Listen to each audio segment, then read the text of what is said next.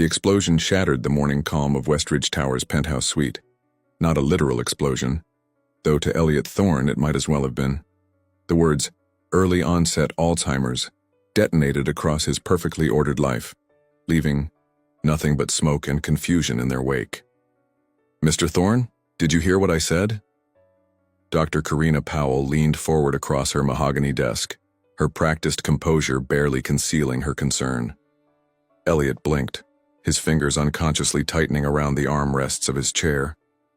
At 42, he had built Thorne Innovations into a tech empire worth $30 billion. He had revolutionized artificial intelligence, owned properties, on 3 continents and dated supermodels and actresses. What he hadn't planned for was his mind, his most prized possession, beginning to betray him. "How long?" he asked, his voice steady despite the hurricane of emotions inside him. "The progression varies from patient to patient," Dr. Powell said, her tone softening. "With your particular genetic markers and early symptoms, we're looking at perhaps 5 to 7 years before significant impairment. But with medication and proper management—" "Not interested in management," Elliot cut her off. "I want options, real options, clinical trials, experimental treatments, whatever it takes." Dr. Powell nodded, unsurprised by his response. Men like Elliot Thorne didn't accept defeat. They threw money at problems until they went away. But this wasn't a hostile takeover or a coding glitch. This was biology, indifferent to his wealth and influence. "There's a promising trial at Stanford," she offered. "I can make some calls." "Do it," Elliot said, already standing to leave. His mind was racing ahead, compartmentalizing, strategizing. He would beat this. He always won. 72 hours later, Elliot stood on the rooftop helipad of Thorne Tower, waiting for his helicopter. The city spread out below him like a circuit board, pulsing with light and energy. His city, his legacy. "Mr. Thorne, you have a call from Dr. Simmons at Stanford." His assistant's voice came through his earpiece. "Put him through," Elliot replied, watching as his helicopter appeared on the horizon. As he listened to the specialist detail the requirements for the trial, Elliot felt a strange disorientation. For a moment, he couldn't remember why he was on the roof or whom he was speaking with. The specialist's voice became distant, drowned out by a rising panic. Then, just as suddenly, clarity returned. But the momentary lapse left him shaken. The helicopter touched down, its rotor wash violent against his tailored suit. As Elliot moved toward it, he collided with someone. A woman struggling to keep her balance as papers flew from her arms, dancing in the artificial wind. "I'm so sorry," she shouted over the noise, dropping to her knees to gather the scattered documents. Elliot knelt beside her, instinctively helping. "You shouldn't be up here," he said, not unkindly. When she looked up, Elliot felt something unexpected, a jolt of recognition, though he was certain they'd never met. She was perhaps 35, with intelligent eyes and a determined set to her jaw. "Olivia Winters," she introduced herself, accepting the papers he'd collected. "I'm your new research coordinator. I've been trying to schedule a meeting with you for 3 days." "So you decided to ambush me on my helipad?" Elliot asked, finding himself amused rather than annoyed. "Desperate times," she replied with an unapologetic shrug. "I need your approval on the quantum computing initiative before Friday, and your assistant keeps telling me you're unavailable." Elliot studied her for a moment. There was something refreshing about her directness, her complete lack of intimidation despite his reputation. "Cancel Stanford," he said into his earpiece, surprising himself as much as his assistant. "And tell the pilot I'll be late." He turned back to Olivia Winters. "You have 30 minutes to convince me this initiative is worth my time." "I only need 15, she replied with confidence that matched his own. As they walked toward the elevator, Elliot felt a strange lightness. For the first time since his diagnosis, he wasn't thinking about what he was losing. He was curious about what might come next. 2 weeks after their rooftop encounter, Elliot found himself doing something unprecedented, waiting. The great Elliot Thorne, whose time was billed at thousands of dollars per minute, sat in a crowded cafe in downtown Seattle, checking his watch for the third time. "Sorry I'm late," Olivia rushed in, raindrops glistening in her dark hair. The presentation at the children's hospital ran long, and then traffic was a nightmare. Elliot waved away her apology.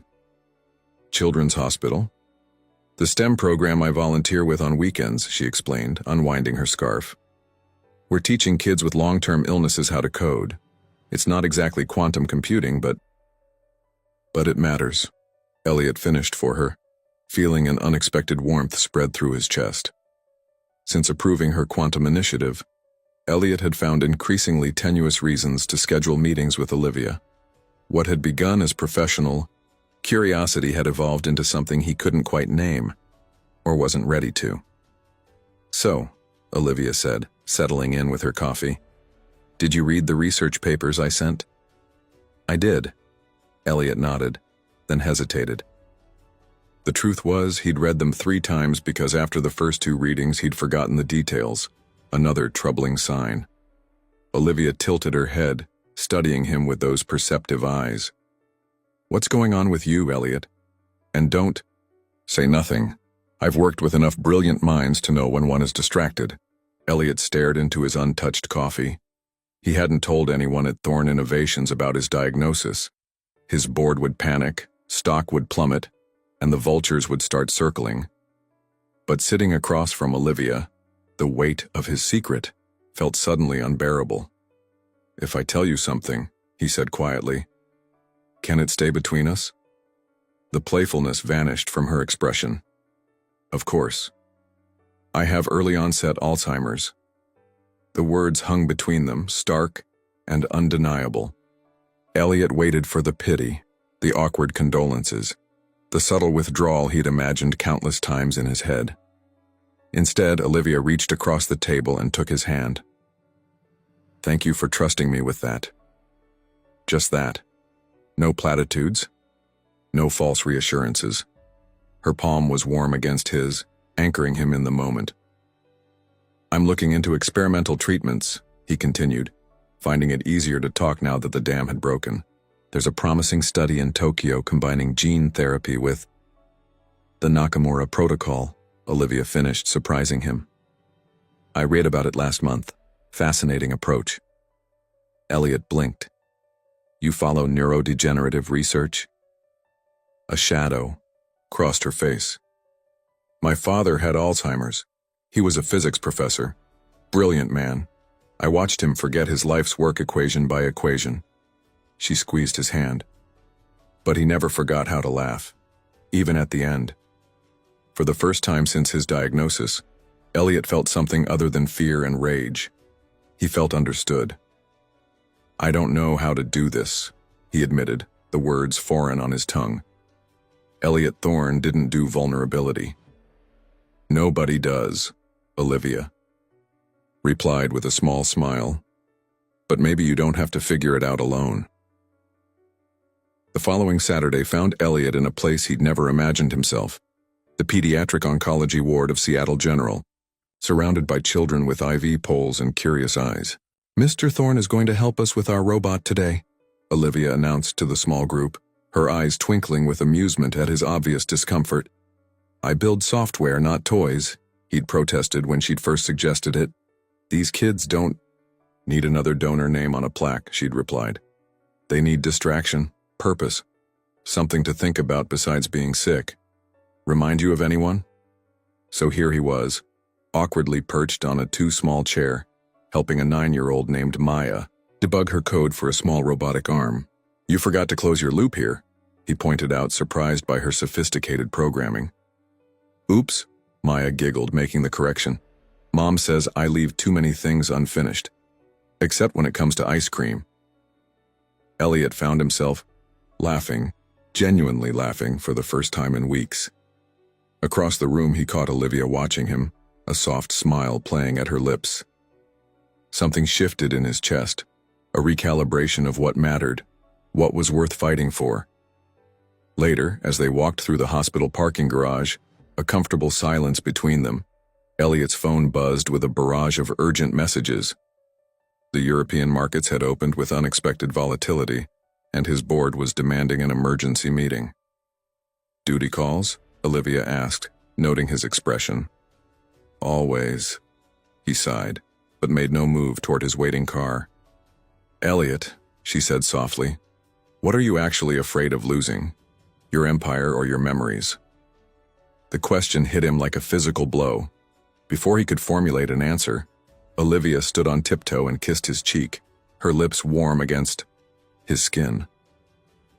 "Think about it," she murmured, then turned and walked toward her modest sedan, leaving Elliot standing speechless in the fluorescent glow of the parking garage, a man who always knew what to say suddenly without words. As he watched her drive away, Elliot touched his cheek, memorizing the feeling. If his memories were going to fade, he wanted this one to be among the last to go. 3 months after that fateful day in the parking garage, Elliot stood before his board of directors, his expression unreadable as the room erupted in chaos. "You can't be serious, Thorne." Gerald Watkins, his longest-serving board member, slammed his fist on the polished conference table.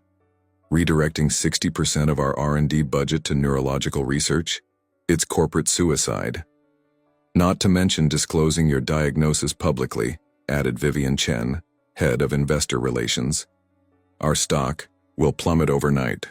Everything you've built will mean nothing if I can't remember building it," Elliot interrupted, his voice steady.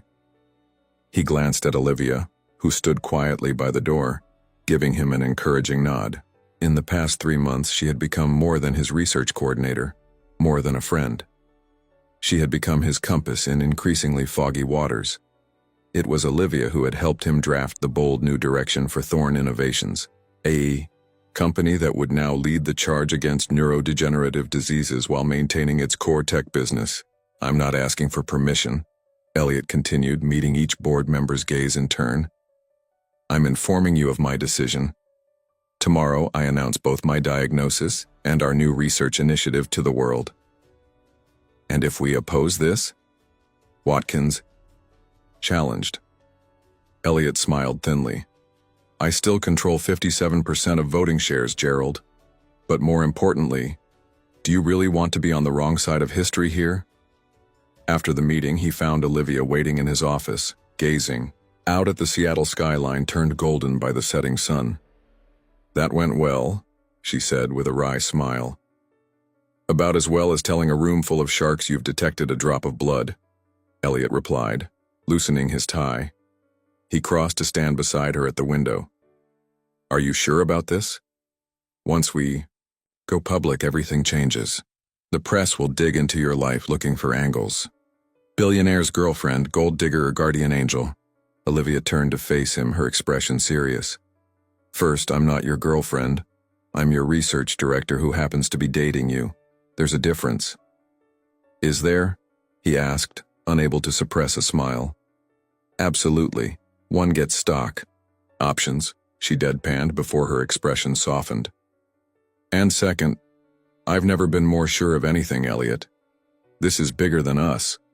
What we're doing could help millions of people." Elliot cupped her face in his hands.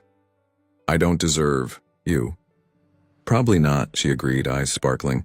"But you're stuck with me anyway." BTR 6 months later, the headlines that had once screamed, "Tech Titan's brain betrayal," had evolved to, "Thorne's gamble pays off, breakthrough in Alzheimer's treatment." The Thorne Winters protocol, named for both Elliot and Olivia's father, had shown remarkable results in early trials, slowing cognitive decline by nearly 40%. It wasn't a cure, but it was hope, not just for Elliot but for millions worldwide. On the evening of the announcement, they celebrated not at a gala or executive dinner, but at the Children's Hospital, with Maya and the other young coders whose robots now helped patients with mobility challenges throughout the ward. "Are you going to marry Ms. Olivia?" Maya asked Elliot as they debugged her latest creation, her bald head covered by a colorful knit cap despite the summer heat. Elliot glanced across the room where Olivia was demonstrating binary code with Legos, her laughter floating above the hospital noises. "I hope so," he admitted, surprising himself with his candor. "If she'll have me," Maya nodded sagely. She will. She looks at you like my mom looks at ice cream. That night, under a sky scattered with stars, Elliot led Olivia to the rooftop helipad where they had first collided. "Why are we up here?" she asked, shivering slightly in the night breeze. "Please tell me you're not planning another midnight trip to Tokyo. The research team needs at least 8 hours' notice to—" "Olivia," Elliot interrupted, taking her hands. "For once in your brilliant life, stop thinking about work." She fell, silent, studying his face with concern. "Is everything okay? Your latest scan is unchanged," he assured her. "That's not why I brought you here." Elliot took a deep breath, suddenly more nervous than he'd been facing down his board. "I've rehearsed this speech a dozen times, but I'm still afraid I'll forget something important, so I'll keep it simple." He reached into his pocket and withdrew a small velvet box. "Before I met you, I was just gathering accolades and acquisitions, things to point to when my memories began to fade, as if achievements could substitute for a life well lived." Olivia's eyes widened as he knelt before her. "You showed me that what matters isn't what we remember but the moments worth remembering," Elliot continued, his voice steady despite the emotion threatening to overwhelm him. "I don't know how many lucid years I have left, but I know I want to spend every single one of them with you." He opened the box, revealing a simple yet elegant diamond ring. "Olivia Winters, will you marry me?" For once, the ever-articulate Olivia seemed at a loss for words. Tears spilled down her cheeks as she nodded, finally managing a whispered, "Yes." As Elliot slipped the ring onto her finger, the city lights sparkled below them like the circuitry of their intertwined futures. Uncertain, but brilliant. Epilogue. 5 years later, the sun streamed through tall windows, illuminating the cozy breakfast nook where Elliot sat, a tablet in his hands. Across from him, Olivia fed their 8-month-old daughter, Alexandra, named after Olivia's father. "The Tokyo team says the new trial results look promising," she reported between spoonfuls of pureed carrots. "The neural regeneration rates in the animal models are unprecedented." Elliot nodded, setting down his tablet to watch his wife and daughter. Some days were cloudier than others now, moments of confusion that the medication couldn't fully prevent. But he had developed systems, routines, and most importantly, he had Olivia, who understood when to push and when to simply be present. "What are you thinking about?" she asked, noticing his contemplative expression. "Just that I'm the luckiest man alive," he replied, reaching across to wipe a smudge of carrot from Alexandra's chin. The baby rewarded him with a toothless grin that made his heart swell. "Even with everything?" Olivia asked softly. Elliot considered this. His disease hadn't disappeared. The breakthrough treatments they developed had slowed its progression, significantly, but the shadow remained. Yet somehow that shadow had pushed him toward the light, toward love, family, and purpose beyond wealth and achievement. "Especially with everything," he answered truthfully. "Without this diagnosis, I might never have looked up from my empire long enough to collide with a stubborn research coordinator on a helipad." Olivia laughed, the sound as bright and essential to him as air. "Best collision of my life." As Alexandra babbled happily between them, Elliot committed this moment to his heart, knowing that even if his mind eventually failed to recall the details, the love that filled this room would somehow endure. Written not in his faltering neurons, but in the lives he'd touched, and the family he'd found when he least expected it. Some stories, after all, are written in memories that even Alzheimer's cannot erase.